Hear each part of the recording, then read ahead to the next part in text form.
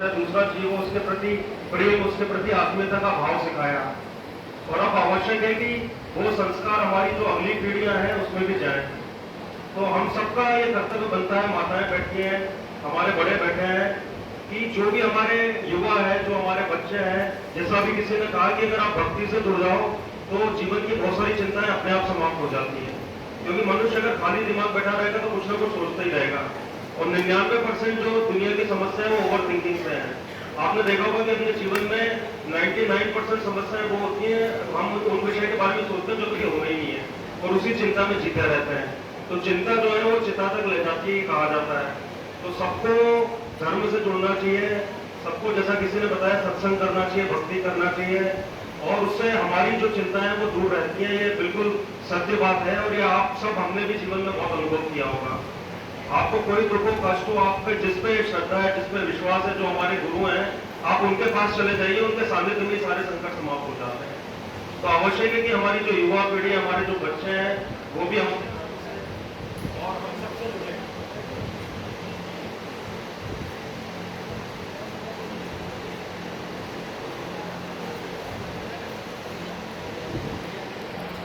कृपा है कि फिर से लाइट आ गई। तो देखिए हमारे घर में तो ये संस्कार थे कि सबसे पहले मंदिर जाना है। स्कूल जाने से पहले मंदिर जाते थे और उसमें पिटाई भी होती थी अगर मंदिर नहीं जाना है। तो क्योंकि जो धर्म होता है वो हमारे जीवन का केंद्र बिंदु होता है।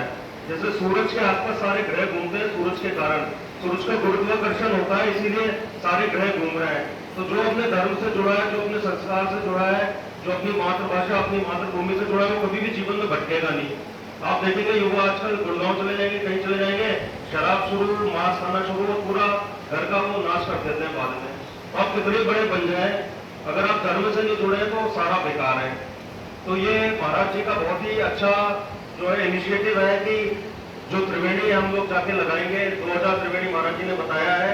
और इसका बड़ा प्रभाव होता है, जब वृक्ष कहीं पे भी लगता है तो एक तो खुद को आत्मिक शांति होती है, हमारे लिए पूजा स्थल बन जाता है। वहां पर कई जीव जंतु वहां पर रहते हैं, चाहे बंदर हो, चाहे चिड़िया हो, वो उस पेड़ के जो ये घने पेड़ होते हैं वहां पर मालूम है अगले 100-150 साल तब तक वो वृक्ष रहेगा।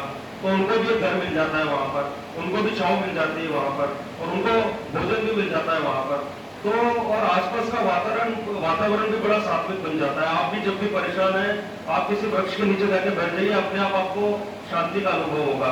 जो वैज्ञानिक वो बातें हैं कि ऑक्सीजन भी मिलती है वहां पर, और वहाँ की जो हवा है वो भी शुद्ध होती है, तो वो अलग फायदे हैं। तो इसके जो फायदे हैं वो हजारों हैं, जो हम गिना नहीं सकते। तो हम सबको प्रयास करना चाहिए प्रकृति से जुड़ने का, अपने आसपास के जीवों से जुड़ने का, और जितना हम उनसे प्रेम कर सकते हैं, उनका भला कर सकते हैं, हमें कोशिश करना चाहिए। और जितना किसी का बुरा हम कर सकते हैं वो भी हमारा प्रयास होना चाहिए कि हमारे कारण किसी भी जीव को दुख ना हो, कष्ट ना हो, पीड़ित ना हो। और उसकी सबसे बड़ी हो सकता है उसका कोई फल आपको मिले ना मिले, बट आपको आत्मसंतुष्टि जरूर मिलेगी। तो हमेशा कोशिश करें कि प्रकृति से हम लोग जुड़े रहें, जीवों से जुड़े रहें, अपने धर्म से जुड़े रहें, अपने संस्कारों से जुड़े रहें, और अपने जो भी गुरुजन है उनके प्रति हम लोग समर्पित रहें। आप देखेंगे दुनिया की सारी चिंताएं आपके जीवन से चली जाएंगी। बस यही बात करके मैं अपनी बात समाप्त करूंगा। धन्यवाद।